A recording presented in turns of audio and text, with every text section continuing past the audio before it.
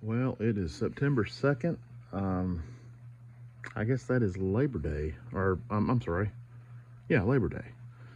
Monday morning, about 4 o'clock in the morning, I can't sleep. I decided to do a 1940s USMC. Well, I think it was the Army used it too, but USMC pattern camouflage job on this case, and I'm on my actually the second level. I guess you would consider the first level to be the background, which is almost like a,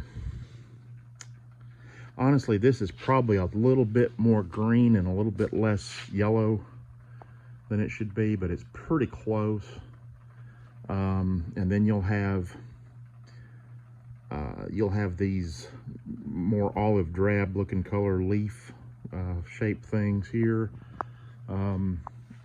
There's actually 4 separate types of leaves or sticks or whatever you want to call them, patterns, in addition to the background. So you'll see the background through and through, but then you'll also see varying shades of different color splotches. Basically, the splotches are kind of they're random shapes, but they have a certain quality to them, a certain characteristic to them, where they're always sort of a rounded edge, but they may have oddball looking protrusions and things like that.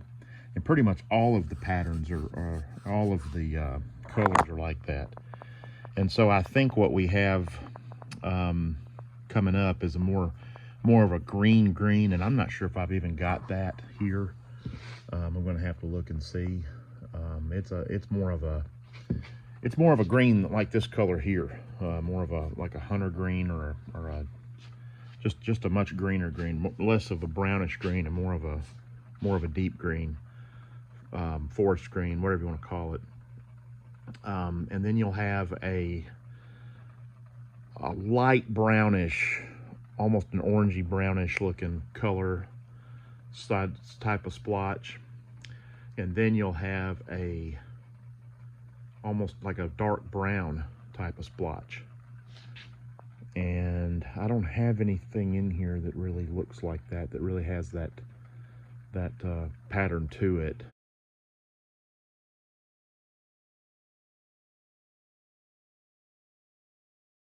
But it's pretty distinctive.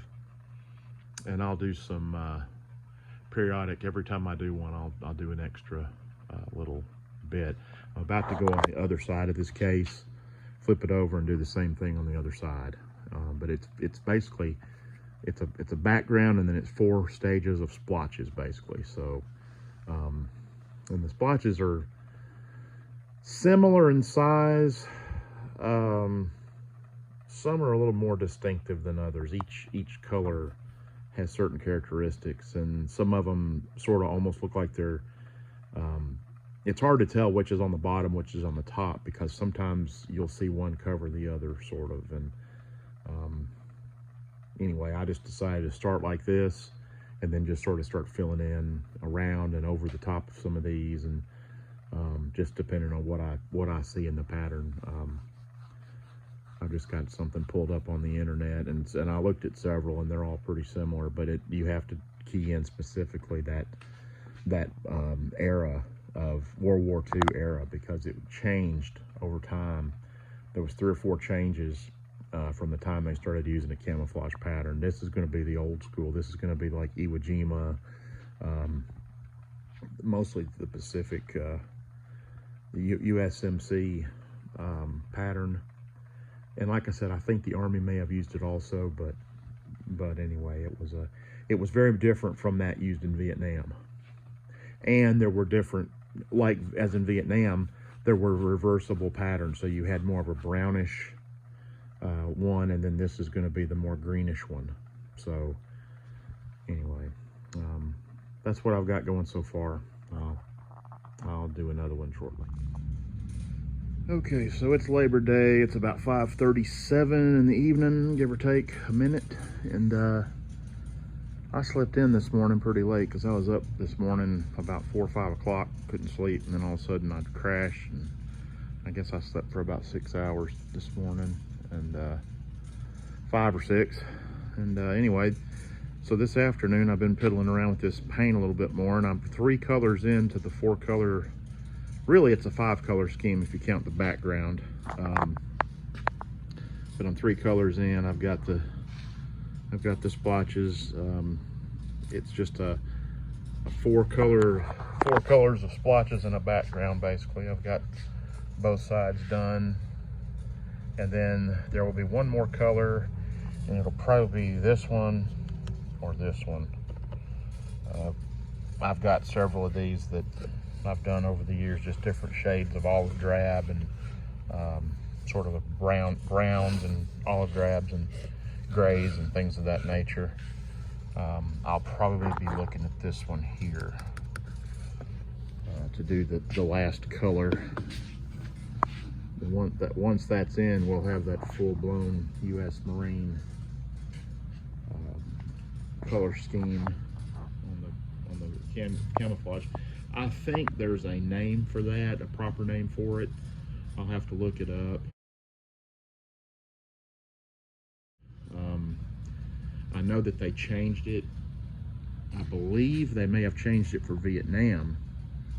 But they might have changed it earlier. They might have changed it in Korea, although this might have also been the Korean one. This is definitely the World War II pattern.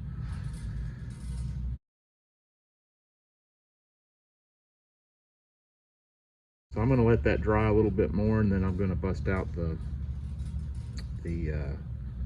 I guess it's more of a tan color, whereas this first color was more of a green, and then we went with the brown, and then we went with the really more of a, they call it a warm mint, or a, let's see, what did they call that?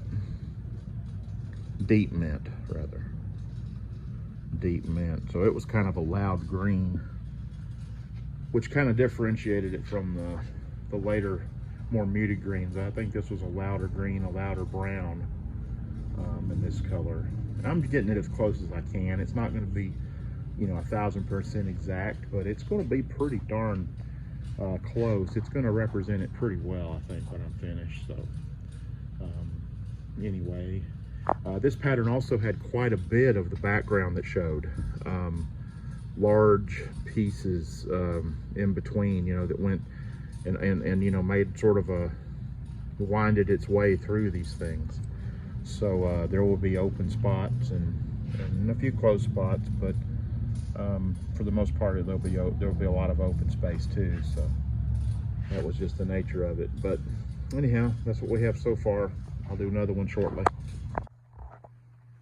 Okay, so it's late evening, 11 o'clock, 11:15, something like that, Labor Day, and I have just finished the last color on I looked it up. This is called, I knew it had a name.